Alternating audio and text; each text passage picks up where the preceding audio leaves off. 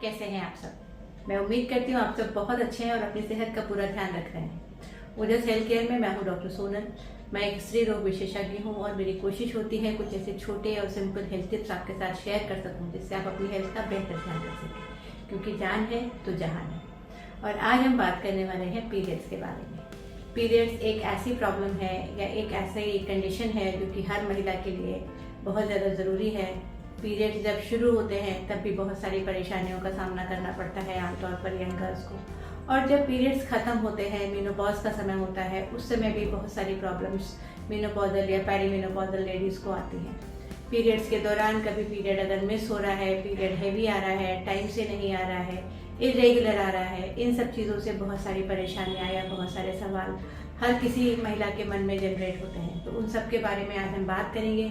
Periods क्या होते हैं, क्यों होते हैं, अगर आपका पीरियड मिस हो रहा है तो किन बातों का ध्यान रखें, और बाय चांस अगर आपको पीरियड्स हैवी हो रहे हैं तो किन बातों का ध्यान रखें। टीन एज गर्ल्स में पीरियड्स की प्रॉब्लम के बारे में मैंने एक सेपरेट वीडियो बनाया है, उसका लिंक मैं आपको कमेंट बॉक्स में दे दूँगी।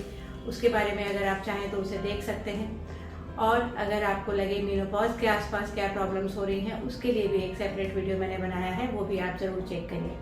वीडियो अगर आपको अच्छा लगे तो लाइक और शेयर करना मत भूलिए, और अगर अभी तक आपने चैनल को सब्सक्राइब नहीं किया है तो ज़रूर से इसे सब्सक्राइब कर दीजिए। तो आइए शुरू करते हैं। सबसे पहले बात करते हैं कि पीरियड्स क्या होते हैं। पीरियड्स एक साइक्लिकल फ्लो होता है ब्लड का, जो कि हर महिला को तकरीबन 25 से लेकर 35 दिनों के बीच में एक बार आता है।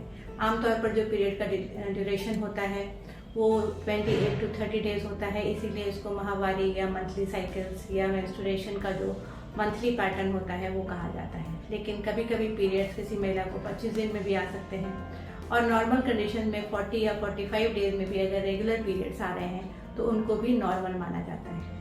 पीरियड्स होने की जो वजह होती है वो ये होती है कि जो यूट्रस होता है उसकी जो इनर मोस्ट लाइनिंग होती है, जिसको कि एंडोमेट्रियल लाइनिंग कहा जाता है, वो हर महीने तैयार होती है प्रेगनेंसी के एंटिसिपेशन में, और जब प्रेगनेंसी नहीं आती है तो वो जो लेयर होती है, इनर मोस्ट लेयर जो कि एंडोमेट्रियम होती है, वो शेड ऑफ होती है, तो वो ब्लीडिंग और कुछ टिश्यू के फॉर्म में यूट्रस के रास्ते, वजाइना के रास्ते बाहर आती है, जिसको कि ब्लड फ्लो या पीरियड फ्लो की तरह देखा जाता है। इनकेस पीरियड्स मिस हो रहे हैं तो किन बातों का ध्यान रखना है। अगर कोई महिला जो कि सेक्सुअली एक्टिव है उसके पीरियड मिस हो रहे हैं और वो रिप्रोडक्टिव एज ग्रुप में आ रही है, यानी कि उसकी उम्र 15 से लेके 35 साल के बीच में है, तो ज़रूर इस बात को ध्यान रखने की ज़रूरत है कि कहीं प्रेगनेंसी तो नहीं है, और प्रेगनेंसी रूल आउट किया जाना बहुत ज़्यादा ज़रूरी है। इन केस प्रेगनेंसी नहीं है, यूरिन टेस्ट नेगेटिव आ रहा है, तो कोई बहुत ज़्यादा टेंशन की बात नहीं होती है। लेकिन अगर कोई महिला प्रेगनेंसी प्लान कर रही है और वो रेगुलरली अपने पीरियड्स मिस कर रहे हैं तो ज़रूर एक मेडिकल कंसल्टेशन के लिए जाना पड़ता है।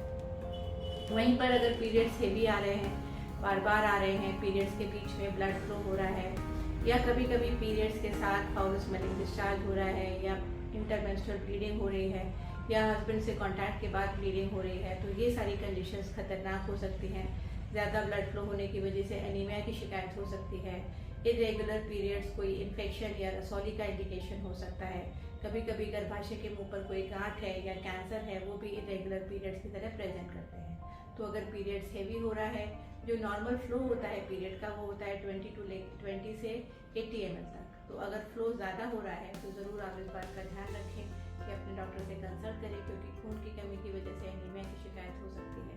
लगातार ब्लड लॉस होने की वजह से वीकनेस, चक्कर आना, सुस्ती रहना, नींद आना, इस तरीके की परेशानियाँ होती हैं। तो पीरियड्स एक बहुत ही ज़रूरी पार्ट है किसी भी महिला की रिप्रोडक्टिव लाइफ का, लेकिन पीरियड्स